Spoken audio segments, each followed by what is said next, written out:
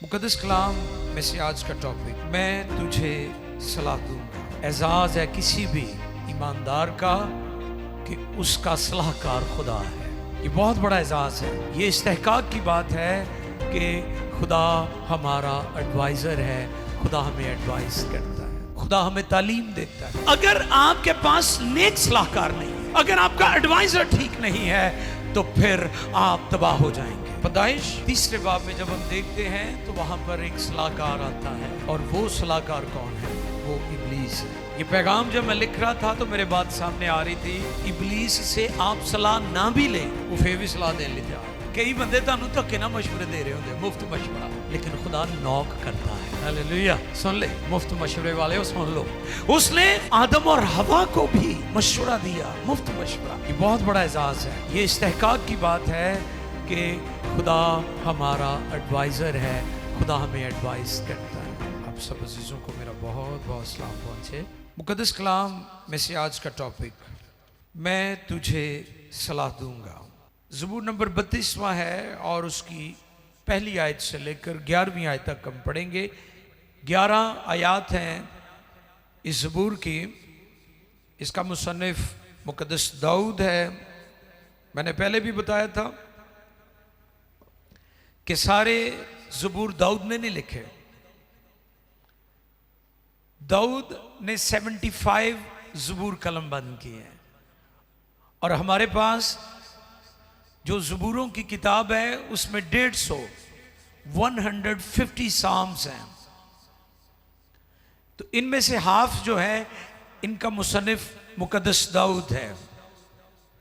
और देखें ज़बूर नंबर 32वां और उसकी पहली आयत से 11वीं आयत मुकद्दसा तक आज का टॉपिक है, मैं तुझे सलाह दूंगा। सुने गौर से। खुदावन की कलाम मुकद्दस में यूं रकम है, मुबारक है वो जिसकी खता बख्शी गई और जिसका गुनाह ढांका गया। मुबारक है वो आदमी जिसकी बदकिरदारी को खुदावंद हिसाब में नहीं लाता और जिसके दिल में मकर नहीं। जब मैं खामोश रहा तो दिन भर के कहराने से मेरी हड्डियां गुल गईं, क्योंकि तेरा हाथ रात दिन मुझ पर भारी था। मेरी तरावत गर्मियों की खुश्की से बदल गई। मैंने तेरे हुजूर अपने गुनाह को मान लिया और अपनी बदकारी को ना छुपाया। मैंने कहा, मैं खुदावंद के हुजूर अपनी खताओं का इकरार करूंगा, और तूने मेरे गुनाह की बदी को माफ किया। इसीलिए हर दीनदार तुझसे ऐसे वक्त में दुआ करे जब तू मिल सकता है। यकीनन जब सलाब आए तो उस तक नहीं पहुंचेगा। तू मेरे छिपने की जगह है, तू मुझे दुख से बचाए रखेगा, तू मुझे रिहाई के नगमों से घेर लेगा। मैं तुझे तालीम दूंगा। ये खुदा के अल्फाज हैं जो दाऊद के लिए खुदा ने उसकी दुआ का जवाब दिया।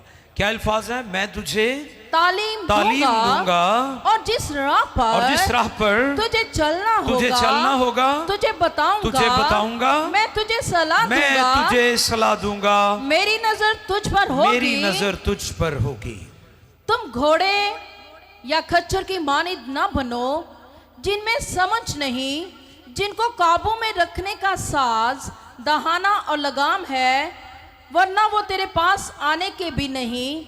शरीर पर बहुत सी मुसीबतें आएंगी, पर जिसका तवक्कुल खुदावंद पर है, रहमत उसे घेरे रहेगी। ऐ साद को खुदावंद में खुशो खुरम रहो, ऐ रास दिलो खुशी से ललकारो। मुकद्दस कलाम के पढ़े, सुने, समझे और कबूल किए जाने पर खुदावंद की बरकत। सब कहें आमीन। मैं तुझे सलाह दूंगा। हालेलुया। ये बहुत बड़ा एजाज है किसी भी ईमानदार का कि उसका सलाहकार खुदा है। आमीन। ये बहुत बड़ा एजाज है। ये इस्तेहकाक की बात है कि खुदा हमारा एडवाइजर है, खुदा हमें एडवाइस करता है, खुदा हमें तालीम देता है, खुदा हमारा टीचर है, खुदा हमारा सलाहकार है, खुदा हमें एडवाइस करता है। ज़बूर का सरनामा, दाऊद का मज़मूर मुश्किल। दर हकीकत ये दाऊद की दुआ है जब उसके अंदर एहसास गुनाह हुआ। तौबा हम उस वक्त करते हैं जब हमारे अंदर एहसास गुनाह होता है, और अगर हम गुनाह को बॉदर ही ना करें, फील ही ना करें, तो फिर हम कभी तौबा नहीं कर सकते। ताइब शख्स वो होता है जो अपने अंदर इस बात को फील करता है कि मुझे अपने रास्तों को, अपने तौर तरीकों को, अपनी जिंदगी को दुरुस्त करने की जरूरत है। जब स्ट्रांगली कन्विक्शन थी दाऊद के अंदर, ये कायलियत थी कि उसने खुदा का गुनाह किया है, नाफरमानी की है बदसबा के साथ। जब उसके अंदर ये एहसास पैदा हुआ तो फिर वो खुदा के हुजूर दुआ करता है। मुबारक है वो जिसकी खता बख्शी गई और जिसका गुनाह ढांका गया। मुबारक है वो जिसकी बदकारी को खुदावंद साहब में नहीं लाता और जिसके दिल में मकर नहीं। ये सबसे खूबसूरत बात है कि दाऊद का दिल ट्रांसपेरेंट था, शीशे जैसा था। यानी दाऊद की इसलिए खुदा के साथ रफाकत टूट जाती, फिर बहाल हो जाती, क्योंकि उसका दिल बहुत प्योर था, खालिस था। आज यही प्रॉब्लम है कि लोगों का दिल दुरुस्त नहीं है। दाऊद इसलिए बहाल हो जाता था क्योंकि उसका दिल दुरुस्त था। तीसरी आयत में जब मैं खामोश रहा तो दिन भर के कराने से मेरी हड्डियां घुल गई। फिर आगे, क्योंकि तेरा हाथ रात दिन मुझ पर भारी था, मेरी तरावत गर्मियों की खुश्की से बदल गई। और आगे ब्रैकेट में लिखा है सिला। सिला ये खामोशी है। दुआ करता था फिर खामोशी। सिला का मतलब क्या है? खामोशी। जैसे मौसीकी की जुबान में ये लफ्ज इस्तेमाल होता है, म्यूजिक वर्ड है, ये म्यूजिकल वर्ड है। ये बीच में जो स्पेस आ जाते हैं, इंटरवल कह ले उनको, कि जो बीच में स्पेस आता है, गाते गाते फिर वो म्यूजिक बजता, स्पेस आता है, फिर आगे वो अंतरा बोला जाता है। ये है इसका मतलब। यानी वो दुआ कर रहा है और फिर खामोश हो जाता है, और फिर अगली दुआ शुरू हो जाती है, और अगली दुआ के बाद फिर वो खामोशी आती है। 5वीं आयत के बाद फिर खामोशी है, और फिर 6ठी और 7वीं आयत के बाद फिर खामोशी है, और फिर 8वीं आयत में उसकी दुआ का जवाब आता है। हालेलुया। और 8वीं आयत में जवाब क्या आया? मैं तुझे तालीम दूंगा। वाह, हालेलुया। और जिस राह पर तुझे चलना होगा तुझे बताऊंगा, मैं तुझे सलाह दूंगा। ये आज का हमारा टॉपिक है। मैं तुझे सलाह, डायरेक्शन, एडवाइस, रहनुमाई, मशवरा, इंस्ट्रक्शंस, एडवाइस करूंगा मैं तुझे। पैदाइश 3 बाब में जब हम देखते हैं तो वहां पर एक सलाहकार आता है, और वो सलाहकार कौन है? वो इब्लीस है। ये पैगाम जब मैं लिख रहा था तो मेरे बात सामने आ रही थी कि इब्लीस से आप सलाह ना भी लें, वो फिर भी सलाह देने लिए तैयार है। कई बंदे तुहानू धक्के ना मशवरे दे रहे होंगे, मुफ्त मशवरा, वो दीवारां ते भी लिखा होंदा मुफ्त मशवरा। लेकिन खुदा नॉक करता है। हालेलुया। सुन ले मुफ्त मशवरे वाले हो, सुन लो। इब्लीस से कोई मशवरा मांगे या ना मांगे, वो फिर भी तुरया होंदा तुहानू मशवरे देने ले। तो कई धक्के नहीं मशवरे दे जाएंगे। लेकिन खुदा नॉक करता है, चोर नॉक नहीं करता, चोर आ जाता है। और इब्लीस के बारे में लिखा है वो चोर है। वो क्या है? वो चोर है, वो चुराता है, वो मारता है, वो हलाक करता है। लेकिन खुदा क्या करता है? देख मैं तेरे दिल के दरवाजे पर। जब लोग दाऊद की तरह ताइब हो जाते हैं, एहसास गुनाह आ जाता है, तो फिर जब खुदा के हुजूर झुकते हैं तो फिर खुदा कहता है मैं तुझे तालीम दूंगा। उसने आदम और हवा को भी मशवरा दिया, मुफ्त मशवरा, गलत मशवरा, गलत सलाह। पैदाइश 3 बाब में इब्लीस हवा को सलाह देता है। फिर पैदाइश 18वें बाब में मुकद्दस मूसा का सुसर यत्रो, और वहां पर लिखा खुसर, फादर इन लॉ, वो भी उसका मुशीर था। वो उसे एडवाइस करता था। उसने कहा कि तू और लोगों को भी मुकर्रर कर इस काम और खिदमत के लिए।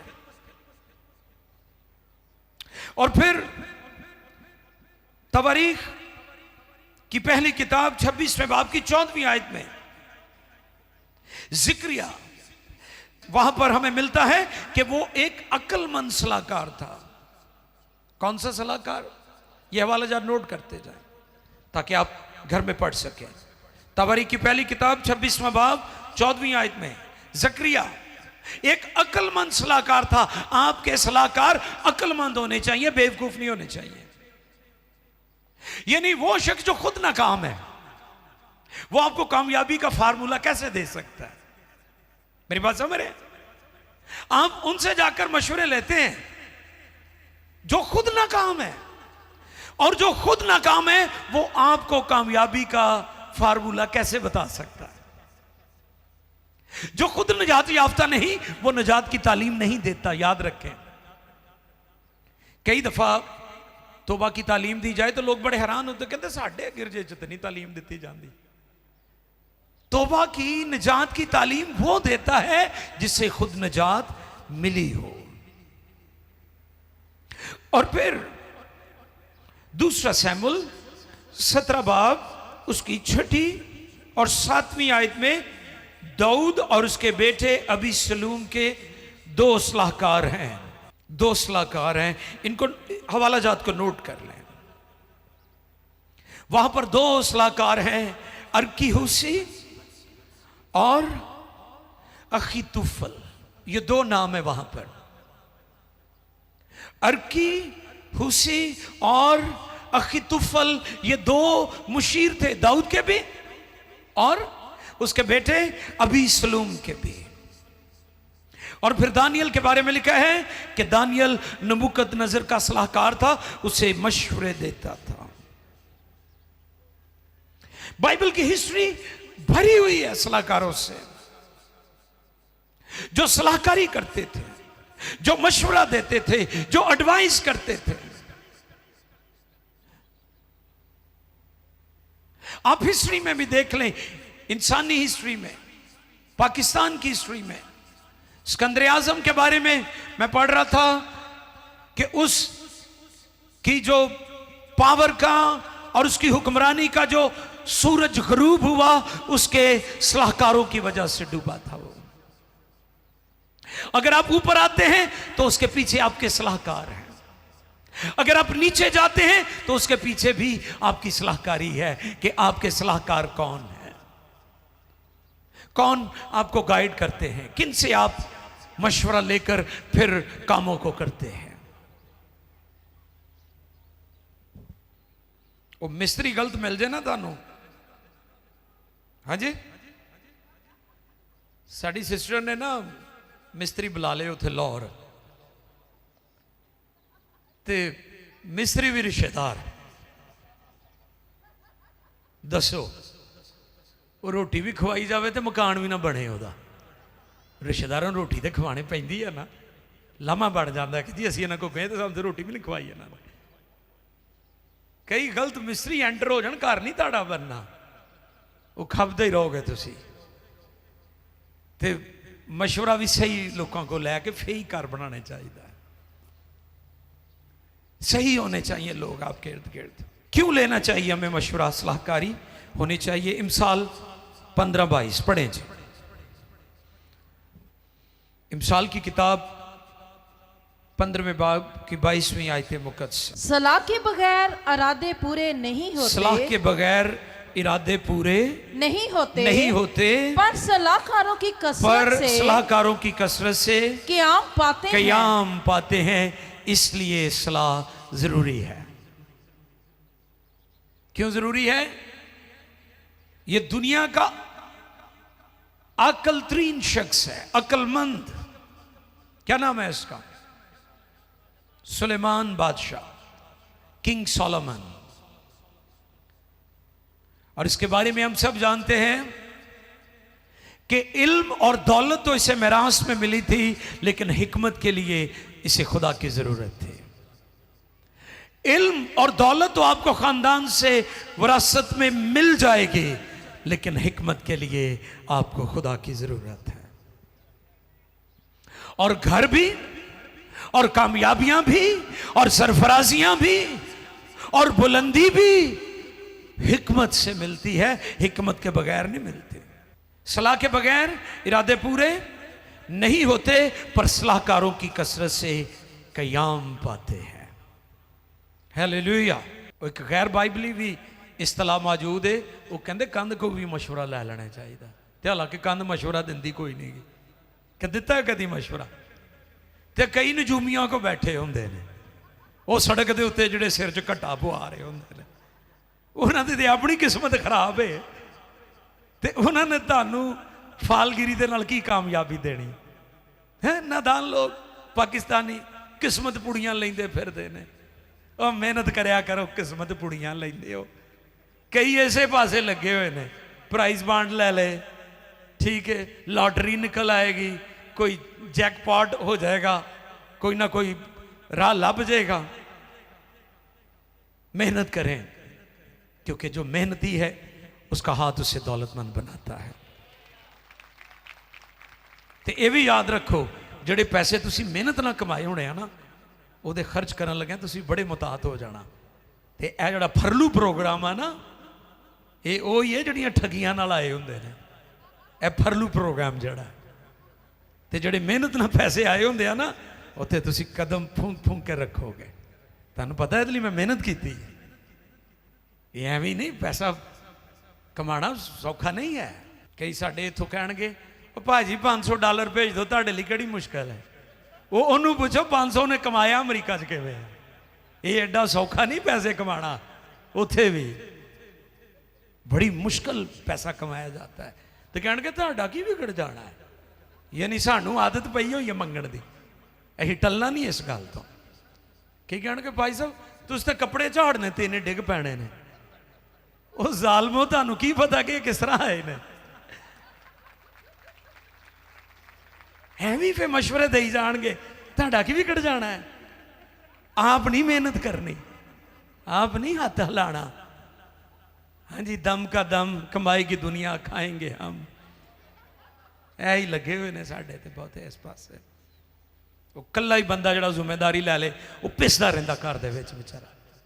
बाकी सारे जनाब बह के खा रहे मौजां। ते तुसीं वेखो एसी वो नहीं बंद करदा जिहड़ा कमांदा है। नहीं नहीं नहीं, जिहड़ा नहीं कमांदा वो कहंदा चलण दे, देने ते वो नहीं है। अफसोस, दीवारां कोई मशवरे नहीं दिंदियां, एवं लोगों ने गल बनाई हुई है। दो तरह की सलाह है, नेक सलाह और शरीरों की सलाह। कितनी है जी? इमसाल 11वें बाब की 14वीं आयत पढ़िए जी। इमसाल 11वें बाब की 14वीं आयत मुकद्दसा। नेक सलाह के बगैर, क्या लिखा है जी? नेक सलाह के बगैर, नेक सलाह के बगैर लोग तबाह होते हैं। लोग तबाह होते हैं। यानी शरीरों की अगर सलाह है उनके पास, नेक सलाह नहीं है, तो लोग क्या हो जाते हैं? तबाह होते हैं। लेकिन सलाहकारों की कसरत में सलामती है। सलामती है। अगर आपके पास नेक सलाहकार नहीं है, अगर आपका मुशीर ठीक नहीं है, अगर आपका एडवाइजर ठीक नहीं है, तो फिर आप तबाह हो जाएंगे। और नेक कौन है? मरकस 10:18 पढ़िए जी। मरकस 10वें बाब की 18वीं आयते मुकद्दसा। यीशु ने उससे कहा, तू मुझे क्यों नेक कहता है? कोई नेक नहीं, मगर एक यानी खुदा। आमीन। एक है जो नेक है और वो हमारा खुदा है। नेकी हमारे खुदा से सादर होती है। खुदा आपके लिए हमेशा भलाई के मंसूबे रखता है। इस पर हम सीख चुके हैं कि खुदा के किरदार में सबसे खूबसूरत चीज कि वो भला खुदा है। वो आपकी भलाई चाहता है, वो आपकी खैर चाहता है, वो आपकी तरक्की चाहता है, वो आपको ऊपर देखना चाहता है। खुदा शरीर भी सलाह देते हैं, और दाऊद ने उसके बारे में ज़बूर नंबर 1 जब हम पढ़ें तो वहां पर ज़बूरों में हम देख सकते हैं। ज़बूर नंबर 1 निकालिए जी जरा, पहले बाब की पहली आयत। मुबारक है वो आदमी जो शरीरों की सलाह पर नहीं चलता। ये जो लफ्ज मुबारक है, इसके लिए इब्रानी लफ्ज आश्रय का मतलब क्या है? आश्रय का मतलब है ऐसा शख्स जो बढ़ता ही रहता है। कैसा शख्स? जो तरक्की करता रहता है, बढ़ता ही रहता है, खुदा उसे ऊपर ही लेकर जाता है, वो नीचे नहीं जाता। ये इसके लिए जो इब्रानी लफ्ज है आश्रय इस्तेमाल हुआ है, जिसका मतलब ऐसा शख्स जो बढ़ता है, जो तरक्की करता है, जो ऊपर जाता है। क्यों ऊपर जाता है? सुने जी, पढ़िए।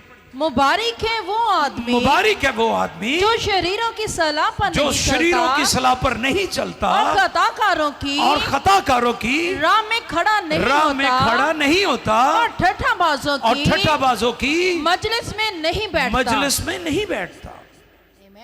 ऐसा शख्स बढ़ता ही जाता है। हालेलुया।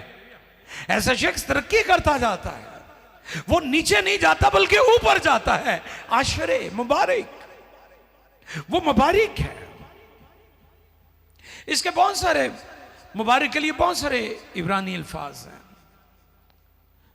कई दर्जन इसके मानी लिए गए हैं। लेकिन आश्रय का मतलब है कि ऐसा शख्स जो तरक्की करता है, जो बढ़ता है, ऊपर जा रहा है, सरफराज हो रहा है।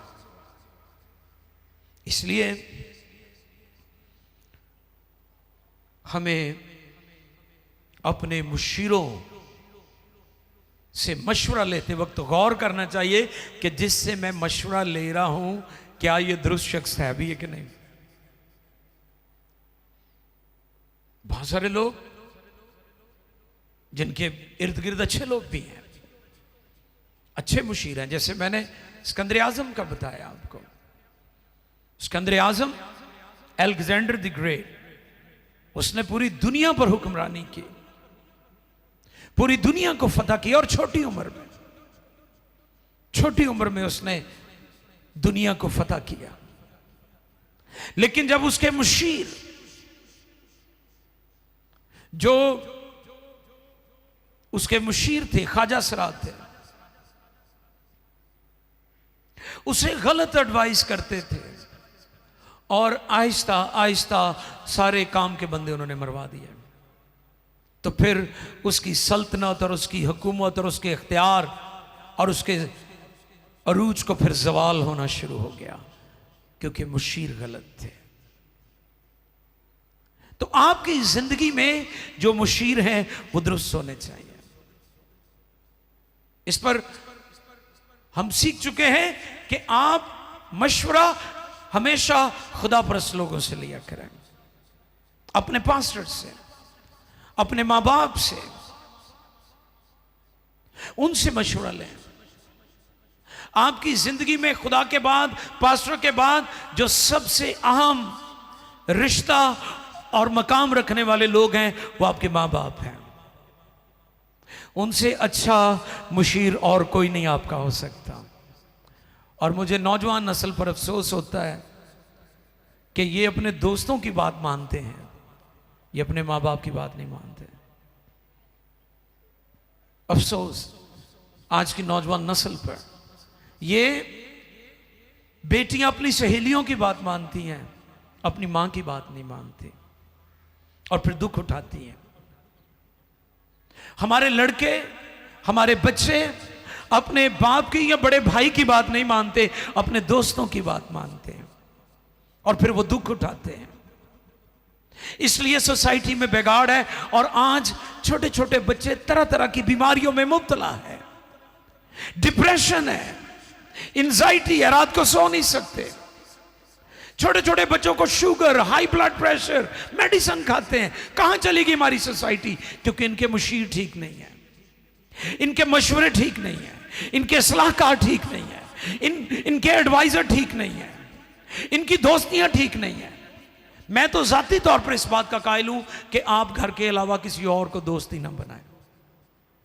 अगर स्कूल की बात है, क्लासरूम तक रखें, उसके बाद ओवर। आपके दोस्त, आपके बहन भाई, आपके माँ बाप होने चाहिए। कोई फिर ना नशे ते लाएगा, ना पुठियां गल्लां ते ना उल्टे सुद्धे तुसी काम करोगे।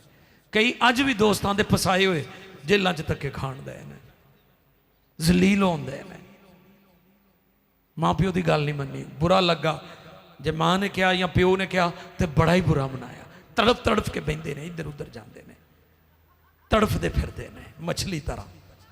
जैसे मछली बिन पानी के ऐ तड़फते ने। फिर जो कि मैनू कह छड़ी है गल, मैनू उन्होंने सामने कहती है, कहणगे जी मैनू तू सारिਆਂ ਦੇ सामने कहा है। अच्छा अपना नहीं पता कि तू मां प्यो की इज्जत सारिਆਂ ਦੇ सामने रोलन दे आवा। ये कहणगे मैनू तू ਉਹਦੇ सामने कहता है, तो ये नहीं पता कि मैं सारिਆਂ ਦੇ सामने मां प्यो ਨੂੰ रोलन दे आवा। यह बड़ा कहणगे जी तू मैनू सारिਆਂ ਦੇ सामने कहता। अम्मी मेरिया सहेलियां भी करिया सन, वो मुझे देख रही थी। और भाई गौर करो, क्यों आज की नस्लें बर्बाद हो रही हैं? क्योंकि वो माँ बाप को बतौर सलाहकार नहीं लेते, उनके सलाहकार उनके फ्रेंड्स हैं। गलत कनेक्शन है। बीवी आपका अच्छा मुशीर है, कई शोहर है वो फिर बहुत दुख उठाते हैं। और मैं अक्सर ये बात सिखाता हूं कि मियाँ बीवी को एक दूसरे के साथ अपने राज शेयर करने चाहिए। उन्होंने किन को क्या दिया है, किन से क्या लिया है, शेयर करना चाहिए। कई शोहर जो है वो इसको पसंद ही नहीं करता, कहते मैं इन्हू क्यों दसा, मैं की करता फिरदा, किन्नू मैं दिते किर को ले। ये अच्छा रवैया नहीं है। आप एक हैं अंडरस्टैंडिंग के साथ। आप देखें कि जब आपकी बात मियाँ बीवी की, माँ बाप की बात एक हो गई, वो फैमिली ऊपर आना शुरू हो जाएगी। और मैंने जिन खानदानों को तरक्की करते देखा है वो खानदान है जिनमें अंडरस्टैंडिंग, एतमाद और यूनिटी थी। लेकिन जो खानदान नीचे गए हैं, ये वो लोग हैं जिन्होंने कभी अपना हार्ट एक दूसरे के साथ शेयर नहीं किया, इसलिए वो नीचे चले गए, पस्तियों में चले गए। एक और आखिरी वाला हम पढ़ेंगे, फिर हम दुआ करते हैं कि खुदा लोगों की मदद फरमाए। मुकाशफा की किताब 3 बाब की 17 और 18। Revelation chapter 3 versus 17 and 18। और देखें खुदा हमें क्या देना चाहता है।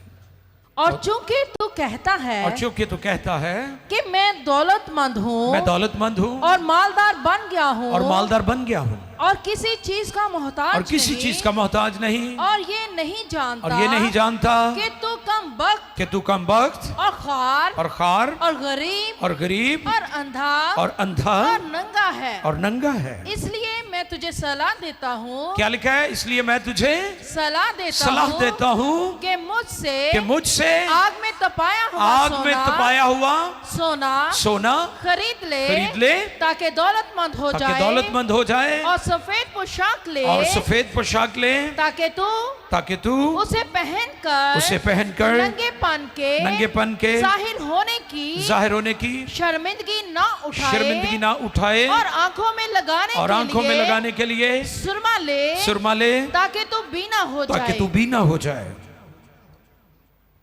खुदा आपको एडवाइस कर रहा है, मुझसे आग में तपाया हुआ, ये आग में तपाया हुआ जो सोना है ये कुंदन बन जाता है, सारी मैल कुचैल निकल जाती है उसमें से, खालिस हो जाता है, प्योर हो जाता है। खुदा हमें खालिस सोना देना चाहता है, ये उसकी सलाह है। खुदा हमें खालिस चीजें देना चाहता है, खुदा हमें खालिस बनाना चाहता है। खुदा चाहते हैं हम खालिस चीजों को पसंद करें, हमारी जिंदगी में से खोट निकल जाए। खुदा हमें रियलिस्टिक बनाना चाहता है, रियल बनाना चाहता है। हम जो धोखे की दुनिया में हैं, हम जो फ्रॉड की दुनिया में हैं, हम जो गलत फहमियों में मुब्तला है, हम जो नजर आना चाहते हैं जो है नहीं और नजर आना चाहते हैं, खुदा हमें ऐसी दुनिया से निकाल कर खालिस दुनिया में लाना चाहता है। खुदा हमें खालिस बनाना चाहता है और वो हमें सलाह देता है। अजीजों, आज सुबह ये पैगाम है कि अपनी जिंदगी में सबसे पहले सलाह की जरूरत को महसूस करें। कई तो इसकी जरूरत को महसूस नहीं करते।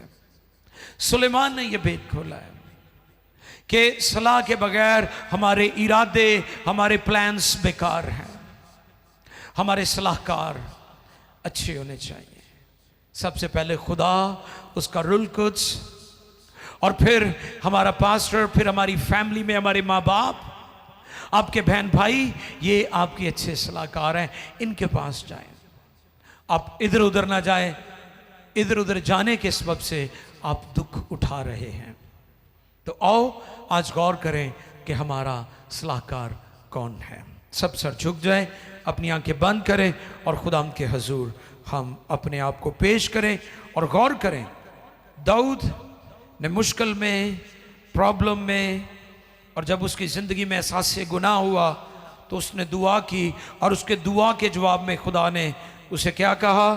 खुदा ने उसे कहा, मैं तुझे तालीम दूंगा, जिस राह पर तुझे चलना होगा तुझे बताऊंगा, मैं तुझे सलाह दूंगा, मेरी नज़र तुझ पर होगी।